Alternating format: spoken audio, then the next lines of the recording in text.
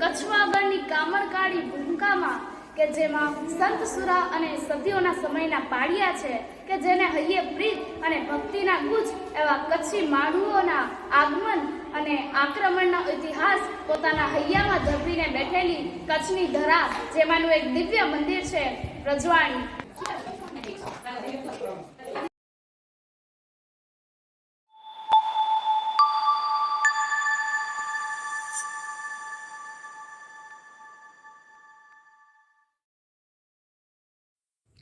તો ચાલો આપણે જઈ રહ્યા છીએ રજવાડી ધામ, જે ભુજથી લગભગ 161 કિલોમીટર દૂર આવેલું છે.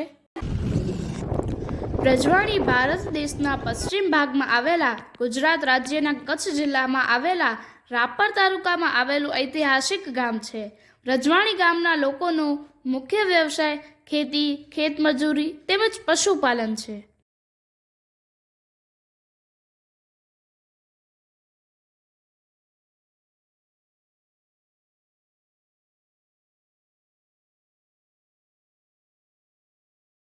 નમસ્કાર, હું નિધિ પરમાર અને અમે આવી ચૂક્યા છીએ રજવાડી શ્રી કૃષ્ણના ધામમાં. તો ચાલો જઈએ. ઢોલી તારો ઢોલ વાગે વ્રજવાડી, સાતવીસો સતીયું રમે આહી રાણી. ઢોલી રૂપે કાનો આયો તો વ્રજવાણી, કે ગોપી રૂપે રાસ રમે આહી રાણી. આ લોકગીતના ઉદ્ભવની કહાણી કદાચ બધા જ ગુજરાતીઓને ખબર ન હોય, પરંતુ કચ્છના વાગડ પ્રદેશમાં રહેતા સ્થાનિકોની માન્યતા છે કે ખુદ કૃષ્ણ ભગવાન ઢોલી રૂપે અહીં આવ્યા હતા અને એક ઘટનાને કારણે 140 આહિરાણીઓએ અહીં દેહ ત્યાગ કર્યો. રજવાડીના ઇતિહાસમાં એમ કહેવામાં આવે છે કે આનો ઇતિહાસ લગભગ 565 વર્ષ પહેલાં 12 ગામ અહીં આહિરોના હતા. કૃષ્ણ ભગવાને વનરાવનમાં ગોપીઓને 3 રાસ રમાડ્યા અને ચોથો રાસ માટે ભગવાન શ્રી કૃષ્ણએ ગોપીઓને વચન આપેલું હતું કે ચોથો રાસ પૂરો કરીશ, પણ ક્યારે આવું, કયા રૂપમાં આવું તે નક્કી નહીં. હજારો વર્ષ પછી ભગવાન અહીંયા વિક્રમ સંવત 1512ની સાલમાં વૈશાખ સુદ બીજના અહીં ઢોલી રૂપે આવ્યા. એવી માન્યતા છે કે શ્રી કૃષ્ણ ભગવાને અહીં ઢોલીના સ્વરૂપમાં આવી અને 3 દિવસ અને 3 રાત 140 ગોપીઓને રાસ રમાડ્યા હતા.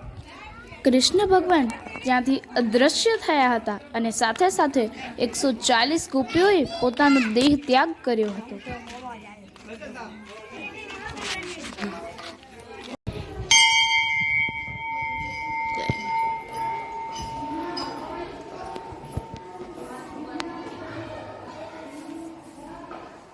કચ્છવાગડની કામળકાળી ભૂમિકામાં કે જેમાં સંત સુરા અને સદીઓના સમયના પાળિયા છે કે જેને હૈયે પ્રીત અને ભક્તિના ગુજ એવા કચ્છી માળુઓના આગમન અને આક્રમણનો ઇતિહાસ પોતાના હૈયામાં ધરબીને બેઠેલી કચ્છની ધરા, જેમાંનું એક દિવ્ય મંદિર છે રજવાણી, શ્રી કૃષ્ણનું મંદિર.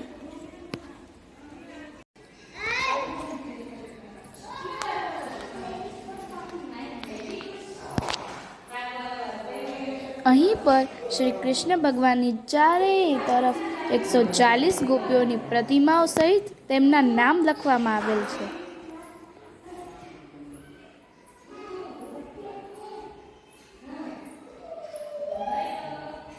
ઢોલી તારો ઢોલ વાગે વ્રજવાણી, સાતવીસું સતીયું રમે આહી રાણી.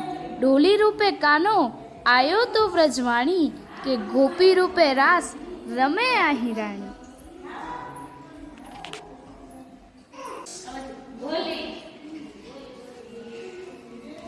એમ કહેવામાં આવે છે કે આ પાળિયાની અંદર શ્રી કૃષ્ણ ભગવાને 140 ગોપીઓને રમાડ્યા હતા. એ ઢોલનો અવાજ હજી પણ ગુંજી રહ્યો છે. તો ચાલો આપણે જવા દઈએ.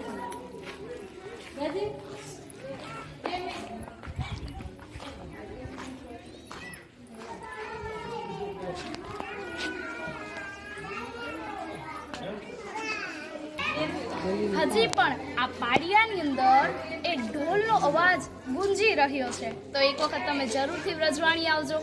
જય શ્રી કૃષ્ણ.